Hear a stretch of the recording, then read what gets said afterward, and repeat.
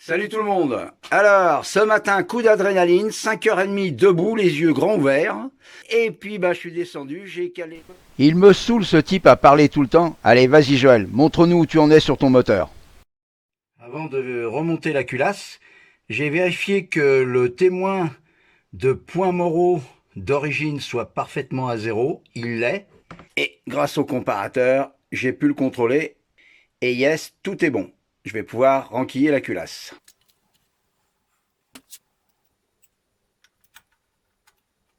Là, on peut dire que ça commence à s'approcher de la fin. Allez, un petit coup à 1 kg pour démarrer. On fait un serrage croisé. Ceux qui ne connaissent pas le serrage croisé, renseignez-vous sur le net. Vous allez trouver comment on doit serrer une culasse. Ouais, ma clé à cliquet fait pas clic. Eh oui, c'est une clé à cliquet à l'ancienne. Une clé à cliquet de vieux con, j'assume. 2 kg 100. Culasse fermée. Maintenant, on passe au montage des paliers d'arbre à cam. On va avoir mis les joints qui vont bien, les joints de remontée d'huile, les pions de centrage. On remonte les paliers, qui s'emmanchent un petit peu dur sur la culasse, mais c'est normal, c'est ajusté. Et puis on va monter l'arbre à cam. Yes.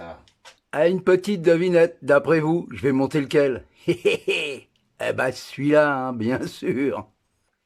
Alors là, c'est le moment fatidique où on va caler le cœur avec le reste des artères. Allez, c'est parti. Le repère T indique bien que le piston du cylindre numéro 1 est bien en haut. Repère T, les cams ici, qui sont ce qu'on appelle poids moraux bascule, fin échappement, début admission. Et de l'autre côté, tout est fermé, explosion. Je tiens à préciser que sur ce moteur, il y a une étincelle à chaque tour.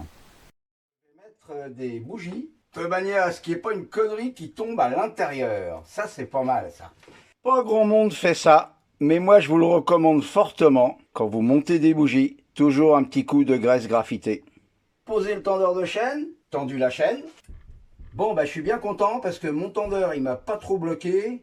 Ça s'est super bien passé. Merci les copains qui se reconnaîtront. Patrick Thomas, les copains de chez Pitline. Et encore un petit peu d'huile. Encore que bougie défaite, on fera tourner le moteur à vide pour faire monter la pression d'huile avant de le démarrer. On n'avait jamais fait ça avant quand on courait, on démarrait d'entrée. On n'a jamais posé de problème, on n'a jamais eu d'usure prématurée. Bon, peut-être qu'on a eu beaucoup de chance. Allez, on continue, c'est parti. On fixe les paliers. À la place de vis d'origine, je mets des BTR. Alors, dans quel sens? Faire très attention car en général ce type de paliers ont un sens. Attention à bien faire coïncider les marquages qui sont dessus. Petite astuce pour ceux qui ne connaissent pas. Une rondelle, ça a un sens. Ici, elle est tranchante sur le bord parce qu'elle a été emboutie par l'autre côté. Elle a été emboutie par là. Donc le bord ici est légèrement tombé, alors que de l'autre côté, le bord est tranchant. Donc toujours mettre le bord tombé vers le haut. Je monte les basculeurs. Oilo. Oilo partout. Là, je vais passer à la pose des vis de réglage de jeu des soupapes. À l'aide d'un jeu de cale, je cale ces dernières. Une fois cette opération effectuée, j'arrose encore abondamment avec de l'huile.